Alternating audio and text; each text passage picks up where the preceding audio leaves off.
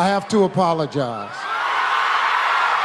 The first runner-up is Colombia. Miss Universe 2015 is Philippines. Take me out to the ball game. Take me out with... Welcome to Let's Get To, your tour of America through the lens of minor league baseball. Baseball from sea to shining sea. And now, the first pitch. Opening thoughts from James Christopher. Presented by the Dad Hat Chronicles. Ball game.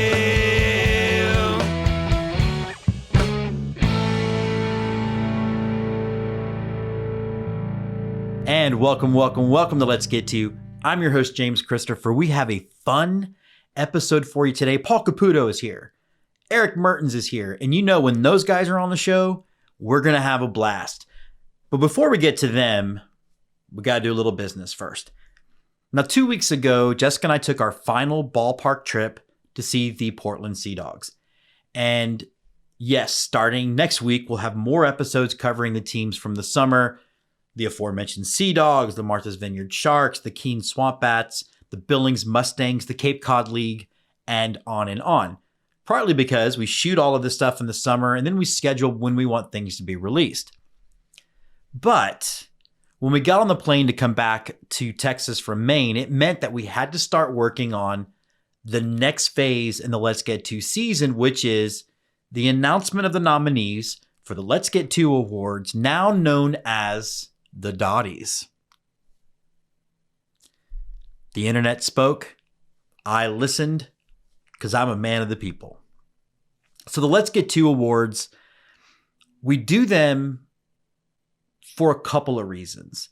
And I come from the film festival space. The Austin Revolution Film Festival is the top reviewed film festival in the country.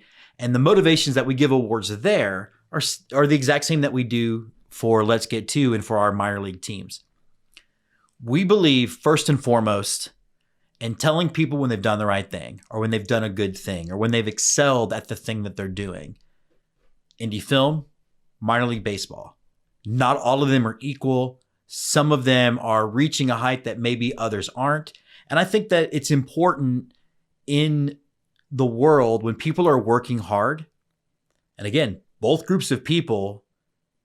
I've never worked for a minor league baseball team. I've made 15 independent films. I've never worked harder than working on those films.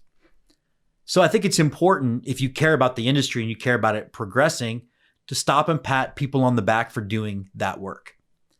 The other thing is, and this applies for, again, independent film as well as it applies for a minor league baseball team, that recognition helps further the industry. It helps further those teams. Maybe they get a bit more exposure.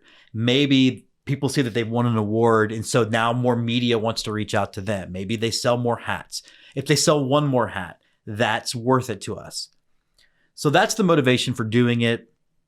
Again, the Let's Get To Awards, we called them the Dotties based on our internet poll. And I wanted to kind of go over the criteria for the awards. The majority of the awards, we, meaning me, have to have been to the ballpark this season, from April 2022 to September of 2022. I have to have been in the ballpark for you to be nominated for our Collegiate Summer League Team of the Year or our Single A Team of the Year. We feel like it's important. Yes, there are a lot of teams that might even win that award if I had visited them, but I want it to be based on my experience at the ballpark. There are two big exceptions. Because this is the first time we've done an award for the COPA brand of the year, we are allowing it to be every COPA brand or every parent brand that we've seen in the history of the show. It won't be like that next year. When we get to next year, it will be just COPA brands of teams we've seen in that given year. The other major difference is the rebrand of the year. It's pretty much, we pulled from all the rebrands in minor league, independent, and collegiate summer league baseball. Mostly because if we try to focus on any one area or on teams we've seen, there's usually one or two.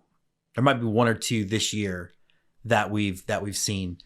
So we felt like, because experiencing the brand part of it, the design of it, the story of it, you can do online and get a pretty similar experience. We felt okay with saying, all right, for this one category, we don't have to have been in attendance for it to be a nominee. So those are our major criteria. Most of them, you got to have been in present. COPA and the sort of theme night brands, we have to have visited you at some point in the show's history for this year. Next year, we have to have been there that season.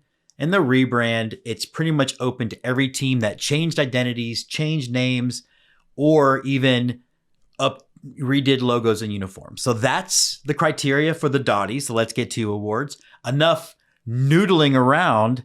Let's get to the nominees.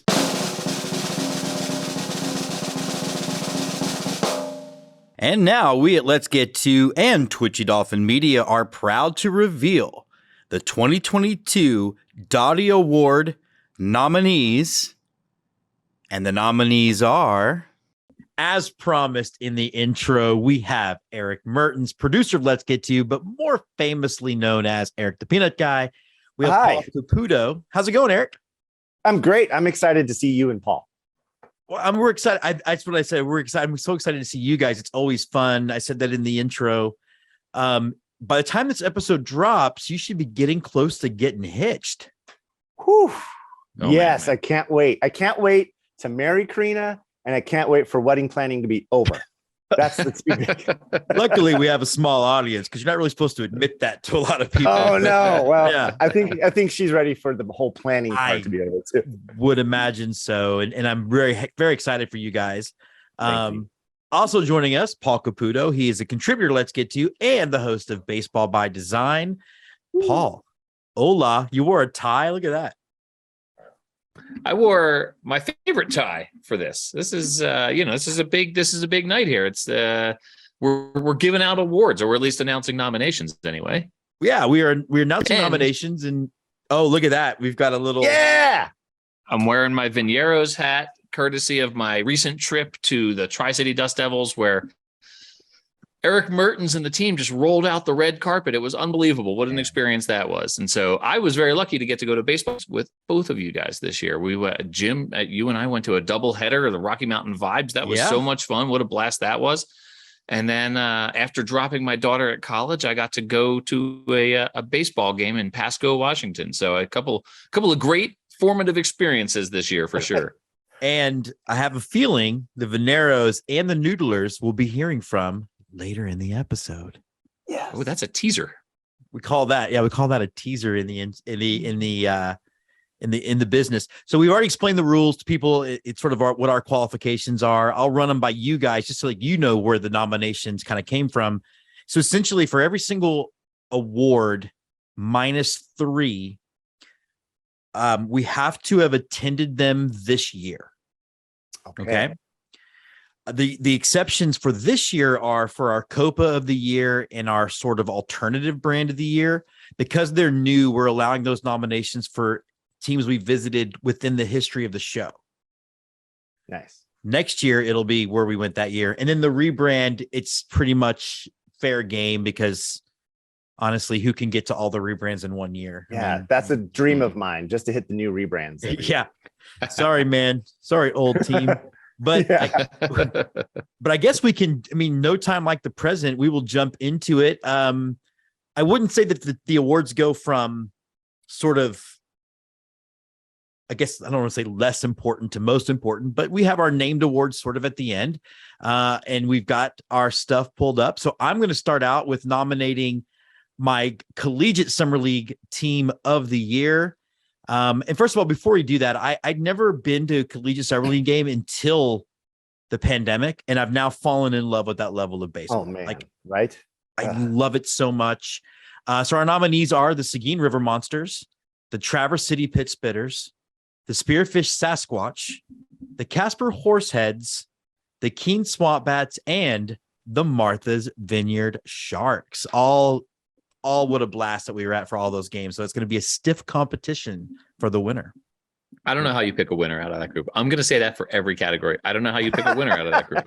One of the things that we do differently with this, Paul, that we don't do with my film festival is I'm allowing multiple winners in the same category because Nice.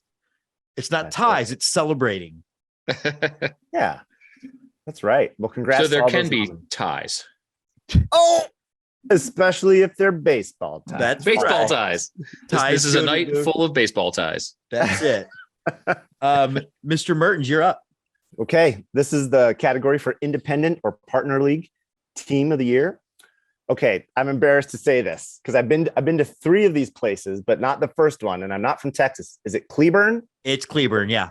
Okay, long E. We're hitting it hard. Cleburne Railroaders. Let me take 2. Just a second. Cleburne Railroaders. There we go. You're the Yep, first nominee. Second nominee, Charleston Dirty Birds. Next up, the Rocky Mountain Vibes. The aforementioned Rocky Mountain Vibes. There we go. Right. And last but certainly not least, great team in Montana, Billings Mustangs. Beautiful Oh. state. I Yes. wonder if the Rocky Mountain Vibes will get extra consideration for having us throw out 2 separate first pitches, Jim. And having Toasty pretty much sit in our laps for the entire 14 innings that they were Lucky. there. It was Did he keep you warm? Eric, Paul could attest to this. He really actually would sort of hang out with us and pop Yeah. over, do his job, and then come back. It was, but not talk. It was very weird. Yeah. That sounds Yeah, and amazing to me. There was a long and sort of tortuous moment where Toasty was trying to mime something to us and we couldn't get it. Oh no! To this day, you know, I caught an Idaho Falls Chuckers game last year, Yeah. and the mascot was amazing, and he would just follow me around and talk with me.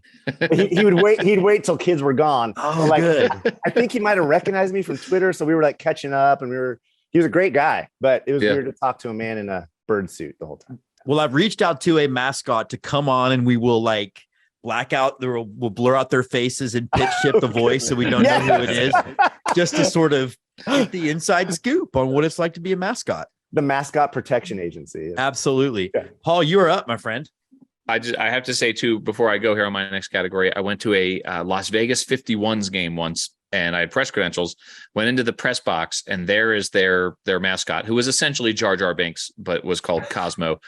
And Jar Jar is in there with the entire costume on except for his head. And he's just drenched in sweat, like the human character underneath is, or the human being underneath is just drenched in sweat, just sitting there like Horrifying. this, just praying for death, I think. Yeah. I don't know how they do it. And I know they have a cool suit on, whatever, but I don't know how they do it. Sorry. That's true. All right.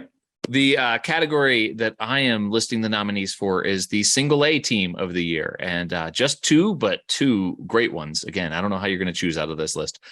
Daytona Tortugas and the Columbia Fireflies. And the Fireflies might get an edge because Ed and I had a blast. You know, when you can hang out with somebody like Ed Rivera, who's never in a bad mood, it was super awesome. Truly. Like we're walking around the park. I'm sweating. He's like, how neat is this? I was like, I'm glad you're enjoying it, brother. That was actually a very good Ed impression. Well, there you go. I should give myself an award for that. Now, nominees for High A Team of the Year, the Greenville Drive, the West Michigan Whitecaps, the Wilmington Blue Rocks, and the Brooklyn Cyclones. All, again, like you said, Paul, tough choices to make. Yeah. Okay, the next category is AA Team of the Year, and I've been to half of these teams, and the other half are literally at the top of my bucket list right now. So we're starting with the bucket list team, Corpus Christi Hooks. I cannot wait to go, especially how much Jim talks about them on this show. I love it. Next up, Biloxi Shuckers. Met some great people there once. Frisco Rough Riders. That might be at the top of my bucket list. I can't wait. Arkansas Travelers, go Travs, as a Mariners fan. And finally, Portland Sea Dogs. All great teams. All great teams. We just got back from Portland, getting to meet Emma in person. Oh, Just isn't she awesome. great? She's the best. You know, we've been having her. We've had her on the show since the show started. And then the weird thing is Andy Tom Chesson, who knows a producer on this show and also does Go Astros with me, completely unrelated to the show, had a friend whose daughter wanted to go into broadcasting who reached out to Emma. Emma helped her out. And then she saw Let's Get Two, and it's like, wait a minute, you guys know her too. And it was like, it was just so neat to see her doing that and knowing that it had nothing to do with like a favor to Jim. It was just, that's what she does. And I love that. Paul, you're up. Emma was a guest on Baseball by Design early on too, because the Sea Dogs are one of my favorite logos. Let's see. Here are the nominees for AAA Team of the Year, and these are I've been to 3 of these 5 here. So the first, the Round Rock Express, named for Nolan Ryan's fastball. The Lehigh Valley Iron Pigs, named for the pig iron that they form in the steel mills of eastern Pennsylvania. The Albuquerque Isotopes, named for a 2001 Simpsons episode. The Jacksonville Jumbo Shrimp, named for the fishing industry, obviously, in Florida and the Gulf. And finally, the St. Paul Saints, who were so generous in hosting the Curve Brim Media folks when we went there and put on such a great show for us. Obviously named the Saints for the long history of being named for Saints in St. Paul. One of the things before Erik jumps into Ballpark of the Year, I wanted to get your take on this, Paul, since you were there this year. I feel like they bridged the gap of, yes, professional AAA teams set up, but it's still got that indie ball sensibility and the level of fun they're having. And I really just, I grinned the entire 3 hours I was there. It was great. Totally. The whole like pig theme that they do, they've got some pig-based logos. They've got Mud Anna, the costumed mascot. They have a live mascot that has a different name every year. They work with the local farming community. This year, their mascot is 867530 Swine. I'd like to interrupt. And he is retired. And now it is Chop Gun Maverick because the season's so much longer for them now. The pig gets too big. Oh my they God. can't. They need. Yeah. So they had to bring out a new one. I'm afraid to ask this, but I was wondering this when I was listening to your last episode of Baseball by Design. Do we know where the pigs go after they retire? They go to a petting zoo. Great. Yeah, our St. Paul episode dropped last week. Paul and I've been doing that all year. One of us previews the other. It's been hilarious. We've been leapfrogging. Yeah, I love it. The other thing that St. Paul does really, really well that is just so important, and Jim, I know you talked about this. The museum they have for baseball in their ballpark is such a cool thing that they do, and they've got this, the history of baseball in St. Paul, and they have a Negro League segment. There's an exhibit on Toni Stone, the first woman to play in a professional league.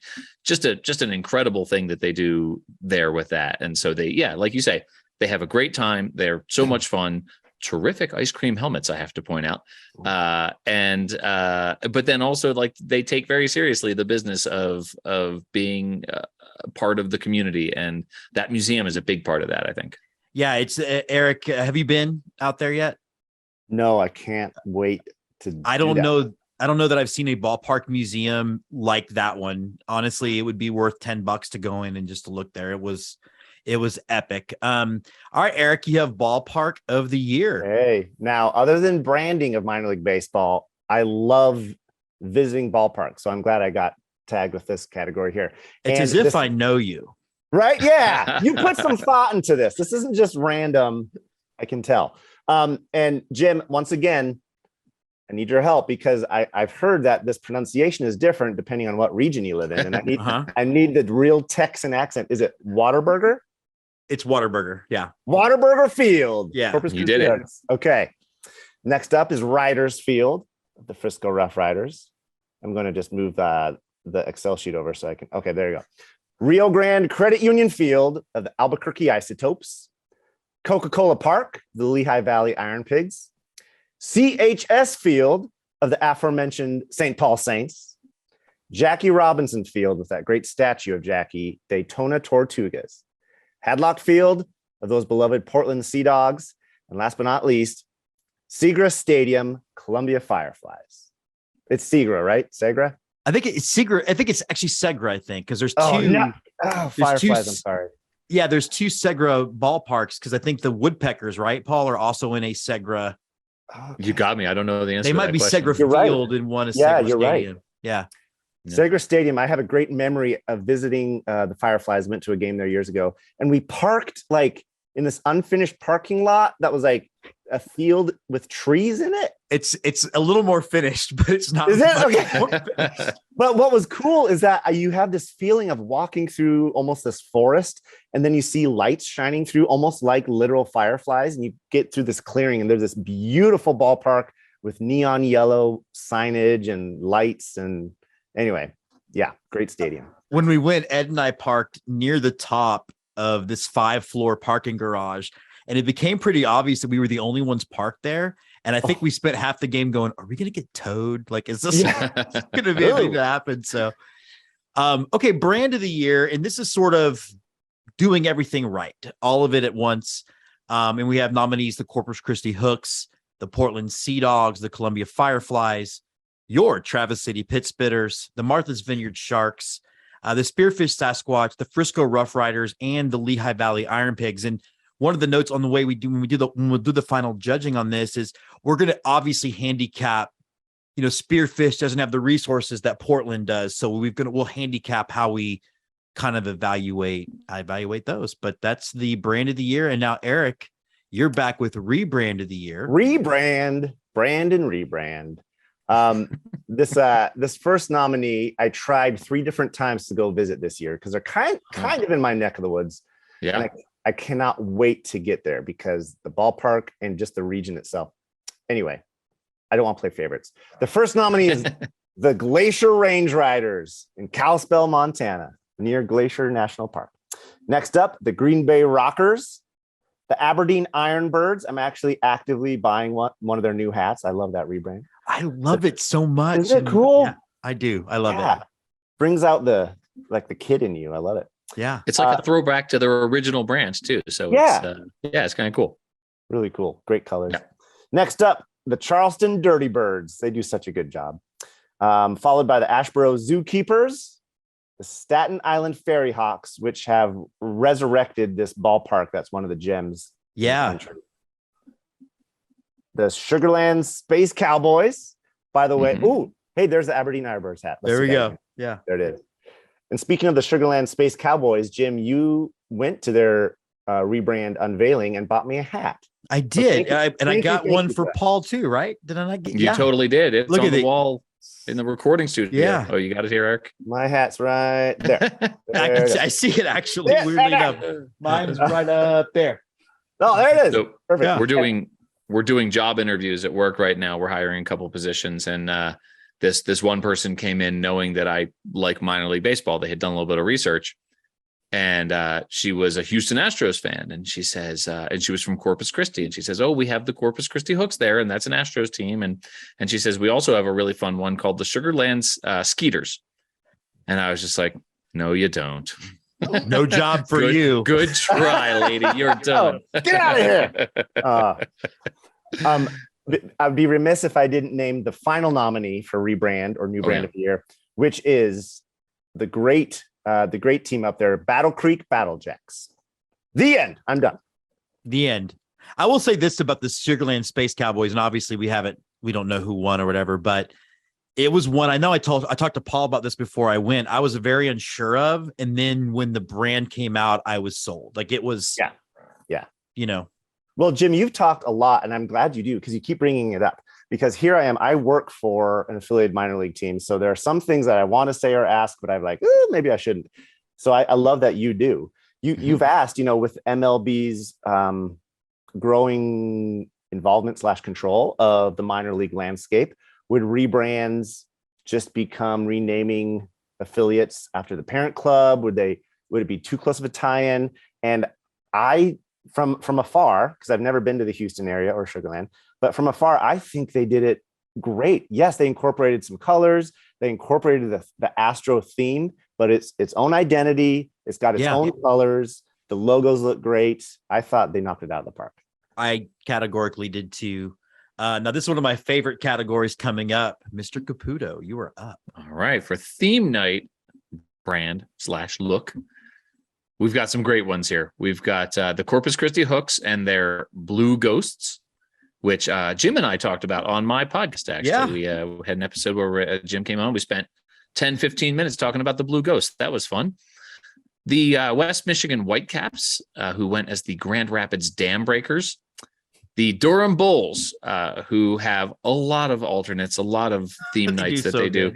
I keep saying, I don't know how you chose just one. I don't know how you chose just one from the Bulls, right? Because the one their Devil Rays tie-in was another great one, right? But the Durham Bull Sharks, which I actually bought a Durham Bull Sharks cap for my brother. He went to Duke University and went to a bunch of Bulls games, and so I got him a Bull Sharks hat for his birthday.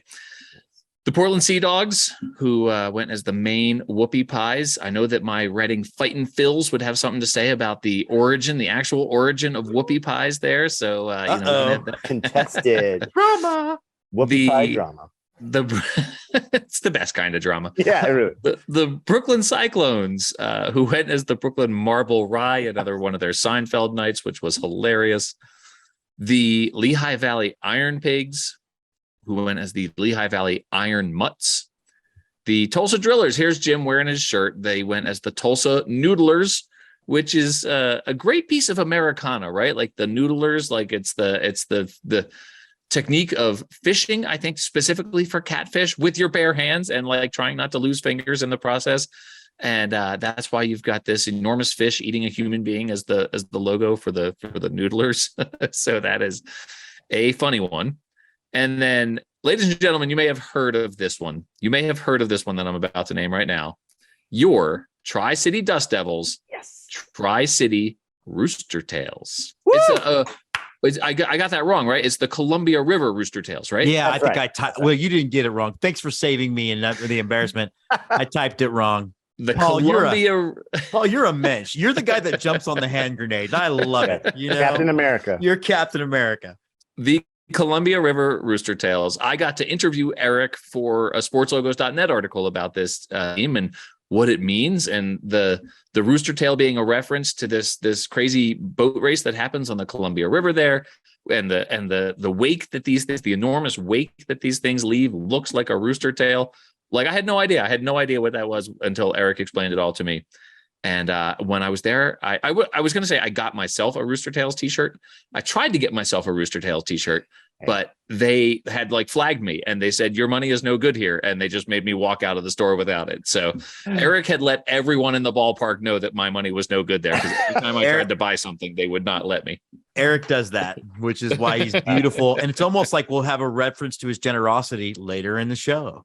There's another teaser. How about that? I'm going to go to one of my favorite initiatives in minor league baseball. It's the COPA brand of the year. You know, we talk about this both privately, all of us, and on the show when you're on. It's like baseball's for everyone, and it needs to be for everyone. And I love the fact that we are celebrating Hispanic and Latin culture because there are so many players with Hispanic Latin last names. It was like a no-brainer. So actually we get to attend this one. It was so much fun. And my wife's a San Antonio girl, so she was into all of it. So the Albuquerque Isotopes as the Mariachis de Nuevo Mexico. Nicely done. Yeah. That's the high point, guys. I should have put that one last. The Tri-City Dust Devils, Veneros de Tri-City. Let's go. Boom. The St. Paul Saints, which is maybe one of my favorite parts of the way the logo looks is so pretty. It's the Santos de San Pablo. The Arkansas Travelers were the Diamantes de Arkansas. The Bowling Green Hot Rods, the Bolitos de Bowling Green. The Columbia Fireflies were the Chicarones. I need to add on here, Chicarones de Columbia.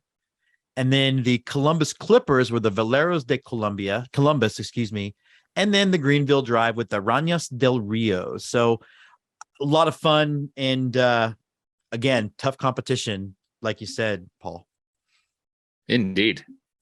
So good. All of them are so good. Man, I love COPA so much. I know. We actually went to a Mariachis game this year. I love when they play the Mariachis. It's great. Yeah, and what's cool about some of these Copas, the Mariachis is one, is that could be a name. Like that could literally be an identity, and no one would blink an eye. It's so well done and so well designed. Yeah, it's awesome. It looks like we're moving from kind of teams and brands to some individuals, starting with Content Creator of the Year. And I feel really blessed to say some of these names. I'm not a morning person, and I got this job now where I have to wake up at 5 a.m., which 3 years ago I would have slapped myself if I ever heard that. Get out of here. So the way I wake up is literally listen to your podcasts, to Let's Get to Baseball by Design, and then some of these other ones we're going to list here. And these are not all just podcasts, but these are content creators that literally wake me up in the morning. So thanks to all of them. First up, we have the Baseball Bucket List. Great production, great person there. Earned Fun Average show and podcast. Ball 9, the Up to Chat podcast, Astros baseball, and Jim, I'm guessing this isn't just the Houston Astros baseball. No, it's Rob Fontenot's show, and he's built this as sort of a one-man thing, and now he's routinely in the top 50 on iTunes for baseball shows, period. Like it's, and he's just a really sweet guy. That's awesome. And last but not least, our good friend Ed, the Dad Hat Chronicles. Congrats to all the nominees. And, one of the things, like, I think we can speak to this. We do this. It's so cool to see people carve something out of nothing. And all of these shows created their own kind of space. And I think, in a country that prides itself on freedom of speech, I just love to see that happen. Now, the in-game host, I'm going to roll with again. And I'd like to point out to you that, unfortunately, Paul and Erik are ineligible to be nominated because they are part of the team. And I like to say that's the ultimate nomination, but the in-game host award. It's an honor just to be ineligible. Okay. Our in-game host is the young professor from the Daytona Tortugas and the Savannah Bananas, Jordan Price from the Jacksonville Jumbo Shrimp, Lindsey Webb from the Charleston River Dogs, and Bailey Hubbard from the Spearfish Sasquatch. Nice. These are people after my own heart. I try to follow as many on-field hosts or in-game hosts on Twitter as I can. And anytime I go to a ball game, especially a minor league ball game or college or independent, I try to meet the on-field hosts and I take notes. There's so many good ones out there. I literally have notes on my phone of things I see that they do a great job at. So, well, and one of the things too, like you definitely seeing you do it and kind of having a behind the scenes look, and then getting to know some of these other ones. When I go to a team without one, it feels empty. It feels like Round Rock, frankly, doesn't have one. And so it's like, okay, somebody's playing a game down the, all right, cool. Yeah. It really can glue a game experience together. Sorry, Erik, with Broadcaster of the Year. Speaking of gluing an experience. Gluing the experience, Broadcaster of the Year, a fundamental category for all of us who enjoy baseball around the country. We tune on in. From the Inland Empire 66ers, it's Steve Wendt. From the Columbia Fireflies, it's John Kosis Jr. From the Biloxi Shuckers, Garrett Green. By the way, I hope I'm pronouncing all these names correctly. You are, so far. Okay. All right. Unlike how I messed Paul up. You're doing just fine. Next up, Daytona Tortugas. It's Justin Rock. From the Jacksonville Jumbo Shrimp, it's Scott Kornberg. From the Arkansas Travelers, Stephen Davis. From the St. Paul Saints, it's Sean Aronson. And last but not least, a guy with a rad last name. It's from the Brooklyn Cyclones, Keith Rad. I hope he's can't be there, Paul, for the award winning if he wins one, because he's practicing with his grunge band and his guitar. Because if your name is Keith Rad, it's like Spider from the School of Rock. Yeah, it's like we had the quarterback for Texas, Colt McCoy. You're either going to sell used car or you're going to be a quarterback for Texas. Wait, who was the guy who came in? I was watching the Longhorns this past weekend, and the quarterback got hurt. I'm sorry. Yeah. But the second string quarterback, he had another name. I was like, he has to be a Texas quarterback. Yeah, like, Hudson Card. Yeah, Hudson Card. Yeah, you better be. Yeah, again, used cars or starting quarterback, one or the other. I felt this way about. I was gonna say I felt this way about Brock Holt as well for the. Total baseball. Totally, absolutely. The executive of the year. This one's near and dear to my heart because it's very often the front office personnel who I'm talking to about their nicknames and logos on Baseball by Design. So this is. These guys they're doing important work out here, and they're so one of the things I love about minor league baseball is how accessible the folks are, right? Like you can you almost always just call them up, get them on the horn, right? Like it's really one of my favorite things about this particular field. So the nominees for executive of the year are Matt Barry from my Lehigh Valley Iron Pigs, Jeff Von Holly from the Midland Rockhounds, Chris Almendarez from the Round Rock Express, Eric Jarinko from the Greenville Drive, Mike Gigliotti from the Seguin River Monsters, Eric Schmidt from the Spearfish Sasquatch, Sophie Ozier from the Arkansas Travelers, and once again, Emma Tiedeman from the Portland Sea Dogs. I wanted to add on to what you said, Paul, too, because I think maybe they're accessible because they're the GM, and then they're pulling tarp if it rains. Like there's no ego in this, and I really dig that. Coming from an independent film background, it's the same thing. Like, I would direct a shot, feel important, and then order tacos for lunch. I mean, that's just how that goes. Mascot of the year, we have our buddy Toasty from the Vibes. Yes. Sheldon from the Daytona Tortugas. Samson, maybe the hardest working mascot of all of them, from the Spearfish Sasquatch. Slugger, the most famous of them, from the Portland Sea Dogs. Madonna, who, if you watch the St. Paul episode, guys, I've never seen a yellow lab get a level of pet that Madonna gave one. Like a minute and a half, and it's all in the move. It's all in the show because I can't cut away from the dog to save my life. And then Scampy from the Jacksonville Jumbo Shrimp, and of course Odie from the Arkansas Travelers. And then Paul, you're back up with Paul. First of all, before you do this, let's speak to Erik Mertens and why he's here, why we love him, and why this award's named after him. You don't need to do that. It's my show, Erik Mertens. Yeah, right. Let me tell you, I drove 14 hours one day and then 3 hours the next day from Fort Collins to Spokane, Washington, to drop my daughter at Gonzaga. Go Zags. Go Zags. Eric's Gonzaga Bulldogs. Drove there this whole way, and it was super emotional, right? Like it's the first time I've dropped a child at college. And first of all, let me tell you that the reason Gonzaga was on Olivia's radar as a school in the first place was when we took our Montana road trip last summer. There was a whole group of us. There was probably 15, 20 of us, so the first time I got to meet a number of people in this sort of Twitter group that we've gotten to know. Erik sat with Olivia for minimum 20 minutes. I mean, could have been a half hour, just sat there with Olivia, just talking like human beings, and just telling Olivia everything there was to know about Gonzaga, put Gonzaga on Olivia's radar. I can tell you, this is not an exaggeration. She is going to Gonzaga University. She chose Gonzaga as her life path because of Erik Mertens, because of that 20 minutes that put that school on Olivia's radar. And the more she researched it, the more she thought it just sounded like an amazing thing. So I just dropped her off there, and unbeknownst to me, they had planned. First of all, they're putting me up in their house. I was the first person to sleep in their guest room. And the way the drop off went, it happened a little bit early. And so I ended up having to cut out of town a day earlier than I thought I was going to, because basically they told the parents, like, your children are ours now, you can leave. So I wasn't going to have a chance. My original plan was to stay in Spokane that night.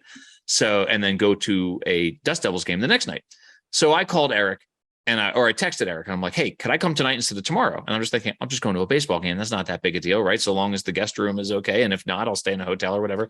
And Erik says, well, hang on a minute. And then calls me and says, could you get here, 25 minutes before the game? And I was like, yeah.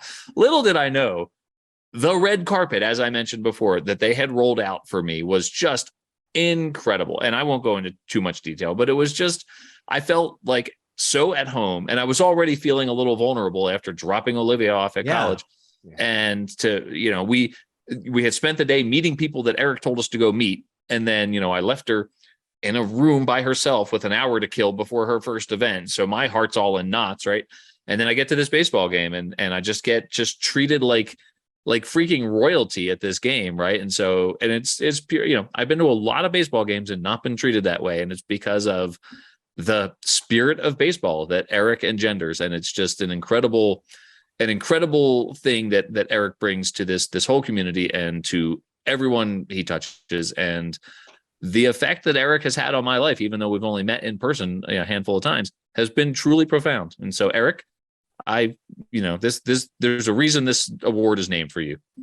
And Erik, I'll add on just the impact that you took the time with my grandkids, making sure they had stuff. They still talk about, like, Jordan. It was one of Jordan's favorite baseball experiences, and you made it that way. So Paul, rock and roll with the noms. The Erik Mertens Spirit of Baseball, and all these people are fighting for second place, just like a distance. I'm just kidding. I'm not being serious. These are all great people doing great work in baseball. Yeah. But the award is named for Erik. It's the Erik Mertens Spirit of Baseball Award. Kevin Watterson from the Keene Swamp Bats. Emily Nyman from the Breaking Balls podcast. Emma Tiedeman from the Portland Sea Dogs. The Young Professor from the Daytona Tortugas and the Savannah Bananas. Patrick Larson and his minor league baseball hat history series. Bailey Hubbard from the Spearfish Sasquatch. John Kosis Jr. from the Columbia Fireflies, and Marty Cordero from the Omaha Storm Chasers. I'm gonna blush. You can't be speechless because your category is the next one. So Is that? Oh, it is. I am next. Oh my god. So you can't. Now's not the time to be speechless, Oh, man. no. Whoops. Well, let me just say I love you both, and I thank you very, very, very much for everything. I learned from both of you, and I learned from my mom and dad and my sister, and I just am grateful to be in this community. So I better keep going. I'm literally like blushing. And okay, the next category is the Don Gillingham Fan of the Year. He is the ultimate let's get to fan. Yeah. He is the one who he coined Jessica as the first lady of minor league baseball. That's awesome. So yeah, he's the best. So shout out to Don. I feel like we should go on a 2-minute praise of you as well. But this is already going on long enough. Okay. First nominee for the Don Gillingham Fan of the Year, Donnie Wise. Donnie Wise. Next up, it's Rebecca. She's at Baseball Girl, but without any vowels. Yeah, we'll put the links down here. Okay, good. Yeah. Okay. I'm just gonna try to, because some of these are Twitter handles. I'm like, I don't know. Yeah, exactly. Yeah. Okay. Next one is at M Hatter. Then our good friend Glenn Weger.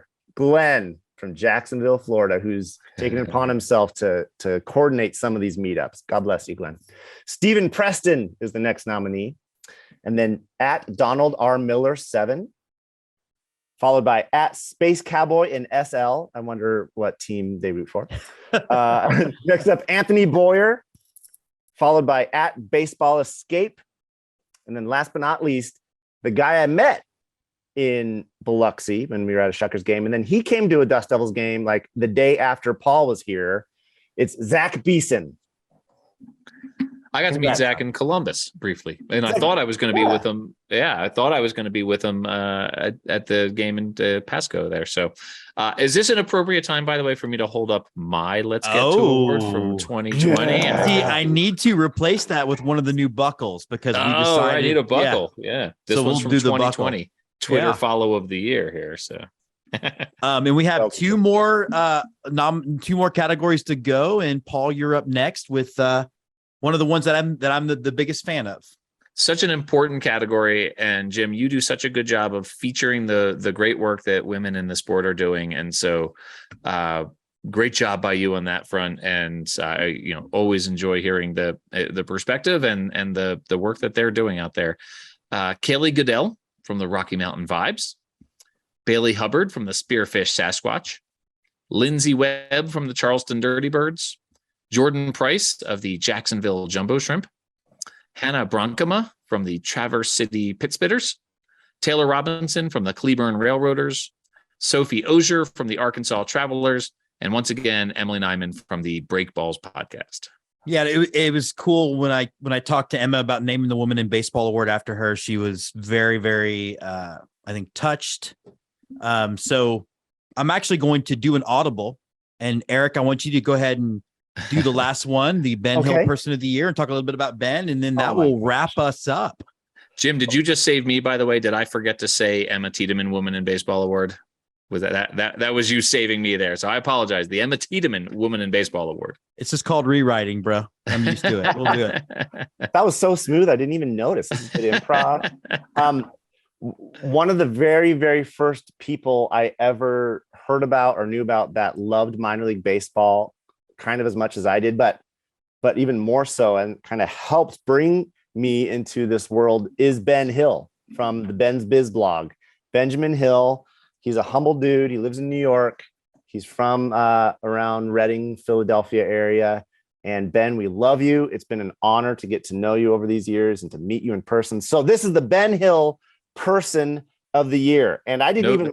Oh, go ahead. Noted Phillies fan, and also fan of Weird Al Yankovic, which is one of my favorite things. He loves Weird Al. Movie. Daniel Radcliffe. The fake biopic. I cannot wait. Oh, it's so good. So good. Shout out to Ben. And I didn't even look at these names before this, so I'm going to mispronounce the hell out of this. I apologize, everybody. First up from the Keene Swamp Bats, it's Kevin Watterson. From the Columbia Fireflies, once again, John Kosas Jr. Then we have Anthony Boyer, who is at Ephus Tosser on Twitter. From the Spearfish Sasquatch, Eric Schmidt. You have a great name, Eric. From the Rocky Mountain Vibes, Kaylee Goodell. From those Arkansas Travelers, Sophie Ogier. From the Martha's Vineyard Sharks, Russ Curran. From the Round Rock Express, it's Chris Almendarez. And last but not least, our last nominee of the evening for the Ben Hill Person of the Year from the Greenville Drive, it's another Eric Jarinko. Congratulations, everybody. And that is our last nominee of the year. First of all, real quick, thank you to Eric and Paul for helping me knock this out. Woo! And the award nominations will come on our season finale, which is before the Christmas episode. We're doing it like the episode, like the show Psych. I'm fine with it. We're cool. But definitely tune in. We will have this stuff, these out, and we are allowing multiple winners. And then Jessica wanted to pick some winners. So some of you will be winning some Jessica awards. I won the real one. You guys can have the Jessica awards. Thanks so much, guys, for jumping on Let's Get To. This show would not be the same without you two. Oh my gosh. Thanks Such for a having blast. us. Thanks for involving us, Jim. I always have fun. Best part of my day. And now on to close it out, the right-hander from Houston, Texas, James Christopher. So that does wrap up this episode of Let's Get To. Next week, we're going to be sharing with you our trip to see the Billings Mustangs way back in July, so stay tuned for that. Congrats to our nominees. We're going to find out who won in just a couple of weeks, so make sure you tune in for that. The season is coming to an end for Let's Get To, which means we're not just close to our season finale and our 200th episode celebration, but we are getting close to our, I think, iconic Christmas episode. So we're going to have 2 holiday episodes this year. We'll have our Hanukkah show. We'll have our Christmas show because they're so far apart. But the Christmas show means Baseball Santa will be back. So if you have a wish for Baseball Santa, we'll leave an email in the description of this episode. Send me a 20-second clip talking about what you want, and maybe it will make the show. But not only is our Christmas episode coming up, but we're also getting into spooky season. Those of you who remember our trip to Bowling Green last year know how much I absolutely love Halloween. So I hope you dig it too. Share with us your costumes. Again, make sure you hit like, make sure you hit subscribe. And this October, get you some tricks, get you some treats, but most importantly, let's get to. Let's Get To is presented by Twitchy Dolphin Media. Executive produced by Jessica Bybee Jedgetts. Produced by Andy Tom Chesson, Scott McIntyre, and James Christopher. Associate producers Andrew Nelson, Timothy Jedgetts, and Jess Canaster. Music by Andy Bertelson, Grace Usselman, and On Holiday. All content created by Let's Get To is the sole property of Twitchy Dolphin Media. All content created by teams covered in the episode are the sole property of the trademark holders.